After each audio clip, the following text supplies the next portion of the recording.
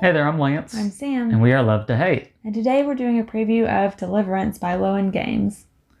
Deliverance is a game that is going to be hitting Kickstarter in the near future, so be sure to check out the link down below. It will take you to the Kickstarter campaign where you can get more information on this game.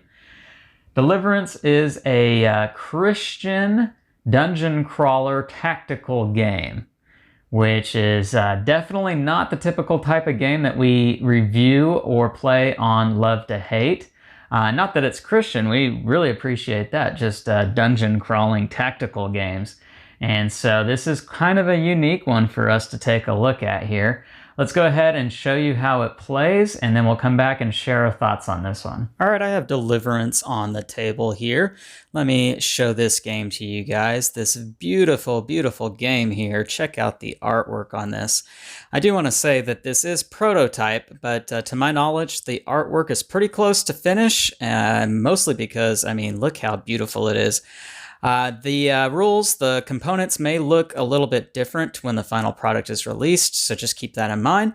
That being said, I also want to say that this is going to be a brief rules overview. There's just no way for me to cover everything that's going on in this game in a 5 to 7 minute segment. That being said, let me explain what you're doing. You are playing as angels, and take a look at some of these angels here. These are the standees. There are going to be miniatures in the deluxe version of the game, and these are just some of them. You do have a few others that I just don't have on the board. But you are playing as angels, fighting against the forces of evil that are going to be coming out of this battle deck and the darkness. And that's really the main mechanic of this game, is that darkness deck of cards there. What you will be fighting against comes out of this battle deck, and so for every player in the game, every angel, you're going to flip over one of these cards, and it's going to tell you what to put out on the board, and you're going to flip one card to designate for each tile on the map, and the number of tiles is the same as the number of players, and so we will flip 4 of these cards out here. We've got a Hateful Fiend, a Meddling Imp, a Cruel Archer, and a Fallen Seraph. And so let me go ahead and get those bad guys put out on the board. 1 second. Okay, so I have all of the demons out on the board here. And let me show you real quick how this worked out. So I have the last card here on the line. It says Fallen Seraph. And you're going to see that there are some I think these are Hebrew letters that tell you where to put these particular bad guys. And so you are going to put them on their matching spots on those tiles. And these are saints. So these are humans that are going to have an oppressed side to them. They start the game oppressed, and you want to try to get angels next to these as quickly as possible to flip them over so that they aren't oppressed any longer, because the longer they stay oppressed, the more darkness cards are going to come out of this deck. In fact, let's go ahead and get to that real quick, because at the beginning of a round, you're going to turn out a number of cards that are equal to the number of angels still in the game. And so in a 4-player game, we would flip out 4 of these. Now, there are only spots here for 5 cards. Whenever you fill up this line completely, they come out face down, by the way.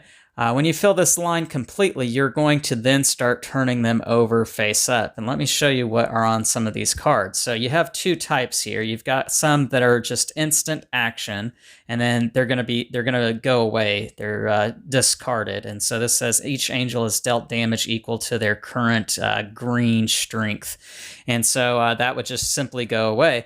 But some of the cards are going to stick around. If they have this revolving icon, then this card's going to stay in the game until it tells you to destroy it. And so that's not good, because when you have all of these cards face up, then, and you can't add any more new ones, then you are going to start assigning damage to all of the different angels. So that is how this darkness track works. Now, I mentioned that you are going to have 1 card for every angel. Well, after the first round, you're also going to have 1 card for every oppressed saint as well. So that's how this darkness track can fill up really quickly.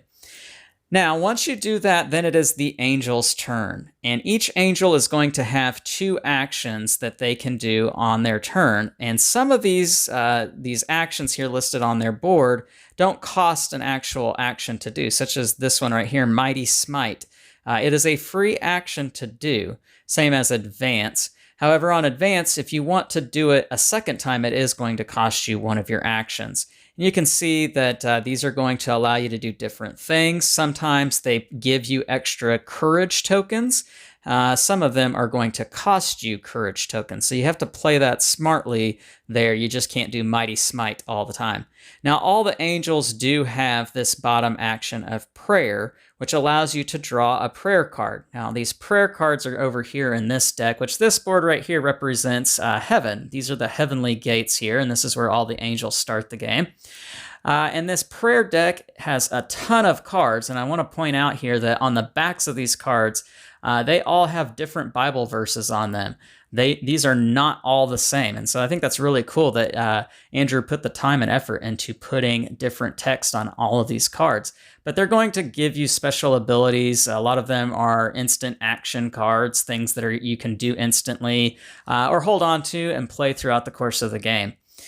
But then also back to this prayer action, you are then going to try to perform a test. And so whenever you see test in this game, you're going to roll 2d6s, 2 dice. And if you get 7 or more on most of the tests, then you are going to get some sort of special abilities, such as removing darkness cards or afflictions, which are bad things that the demons can do to the angels here. You can see what some of them do right there if you want to pause this and take a look at that. Or you can revive a defeated angel, because if all of the angels are defeated, then the angels lose. And your health here is listed right there. So you can see all of the stats of what your angel does. Let me show you what some of the other player boards look like in this game. And just again, the awesome art in this game is just phenomenal.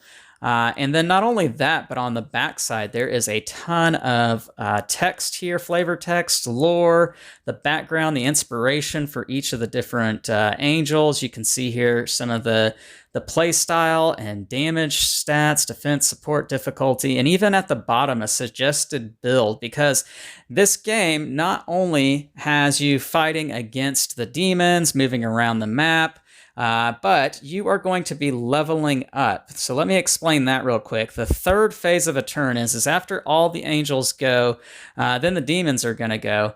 And I'll come back to that here in just a second. But as you defeat these demons, you're going to gain experience points. And you can see that that is listed on all these demon cards here.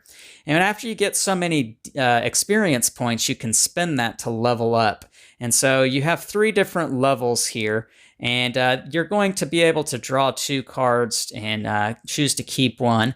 But they're just going to let you do extra abilities on your turn. And there are tons of cards here. And so you can customize your character every time you play this game. Now, if you don't want to take the leveling up aspect, you can take these Heavenly Treasure cards, which are going to give you equipment to beef up your stats, another way to customize your hero. And so that's just really cool how this game can branch out in so many different ways.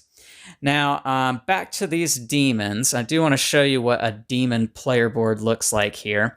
And as you can see, the demons are going to have different actions that they are going to do on their turn, and different things that are constantly going on with that particular demon, such as Juggernaut here. It's going to have the players do a test, and if the test is successful, then the fallen seraph here is going to engage the nearest angel and deal 1 damage, and then do 1 action.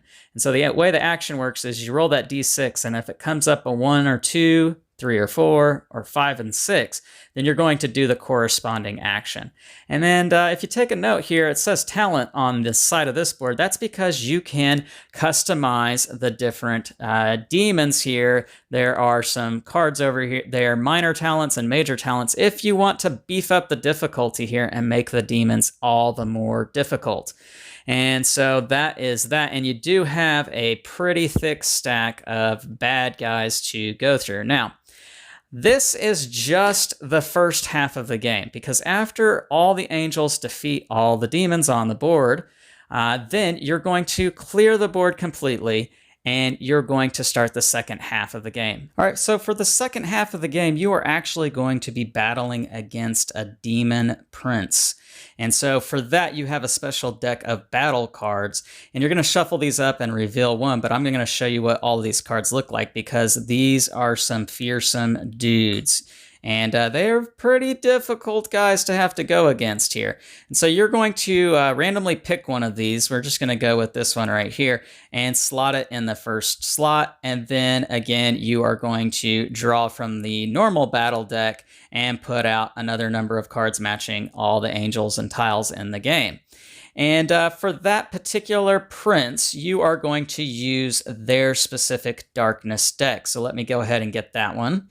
And with this special battle deck, darkness deck that matches the particular prince, you are going to alternate cards that you put out here on this darkness track. And these cards cannot be casted down. They are going to stay up here until you defeat the prince. And so this is going to really amp up the difficulty because these cards are not nice at all. And I will show you here what a player board for the prince looks like. And again, spectacular artwork, and you can see that you can add talent cards that are specific to that particular bad guy and the different actions that they do. So after you defeat the prince, you win the game, and that is how you play Deliverance. Let's go back up top and share our thoughts on this game. All right, we're back, and we're going to share our thoughts on Deliverance and a little bit of the highlights and maybe what you can expect when you play it for yourself, whether you should back this game or not. Sam, you're the non-gamer, and we've done just a handful of dungeon crawlers in the time that you and I have been playing board games. Not too many that we've reviewed on Love to Hate. What did you think about Deliverance? What were some of the things that stood out to you? Dungeon crawlers definitely aren't my type of game for sure, but I thought it was an interesting theme. It was a different take on dungeon crawler games for sure, and I like that. I always like the fact that it's a cooperative game, so you can kind of, get help from the person who has more experience with that. I do think it's more for gamers than for non-gamers, though. Yeah, I would agree with that. This is definitely a highly tactical game. The way I've been describing it to some of my friends is just that this is maybe one of the more tactical games that I can think of. But that being said, Sam, would you say that this is an overly complicated, hard to understand game? No, it was pretty easy to understand for the most part. Definitely playing it the second time versus the first time, you kind of get, there's not an abundance of rules or so many steps that you get lost in it. Yeah, I think that's one thing about dungeon crawlers is that they have a knack for being overly complicated, fiddly rules, lots of things that you have to keep in mind. I don't think you have that with Deliverance. Everything's pretty straightforward. Things like line of sight movement, attacking, adjacency, all of those things that you have to be aware of when you're playing a game like this. Deliverance handles it well. It's very straightforward. You can get it down on the table and you can explain it, and people just kind of latch onto the rules. So you're going to play this a lot quicker than you probably will most dungeon crawling games. Now, that being said, it's a difficult game. Yeah, it's very difficult. In fact, every time that we've played it, we've not beaten it. You can watch our playthrough video and you can see us do that. In that video, spoilers, we don't win. But I have beaten it before. And so it is beatable. It's a tough game. And so if you're somebody who likes a challenge, if you're somebody who doesn't find spending an hour to 2 hours into something only to feel like, man, this just wasn't enough for me, you're not going to have that with this game. This is going to be a challenge. It's going to cause you to really strategize and think through your game plan with your teammates. Not only that, but this is a very customizable game. You can beef up the difficulty with the differing difficulty levels, the talents that you're able to customize, not only the angels, but also with the demons. That's really cool. Every time you play this, it's going to be different. What did you think about that, Sam, as a non-gamer, being able to kind of customize your angel and getting extra benefits? It's kind of like being a superhero and getting more superhero powers. Oh, I appreciate it on the back of the card where it kind of guided you to, and that's the way I played both times, just doing what it suggested, and it worked. So I think that's nice for a non-gamer not to have to make necessarily all those decisions. Yeah. By themselves. Yeah, what Sam's referring to there is that on the back of all those Angel player boards, there is a suggested build for how you should level up depending on who you are. And not only that, but also kind of recommendations as far as what playing strategy to use with that particular character. Yeah. That's definitely an advantage, a plus that you get there. Very glad that Andrew included that there with the design on this game. So Sam, some of the positive things that you've mentioned so far, that this is a straightforward game. There's not a heavy rule set to kind of have to wrap your mind around. The learning curve isn't huge.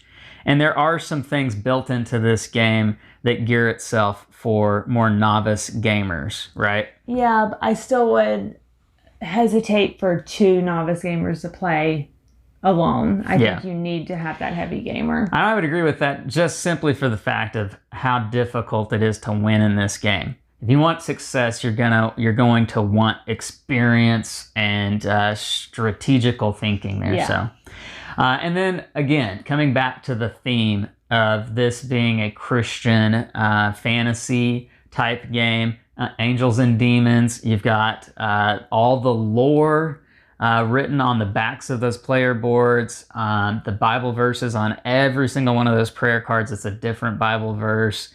I mean, this is jam-packed with the Christian theme. It's oozing with that theme. That to me is a huge plus. What did you think about that, Sam? It's definitely not something that we see very often, and it's not something that we have on our shelves at all. So I think that's, says something about the game for sure. Now, if you're somebody out there who may not be, real deep into that kind of thing, and maybe you're kind of apprehensive about it even, I would also say that this isn't preachy by any means. No. This is not going to shove it down your throat. Theme. It's just the setting in which everything takes place.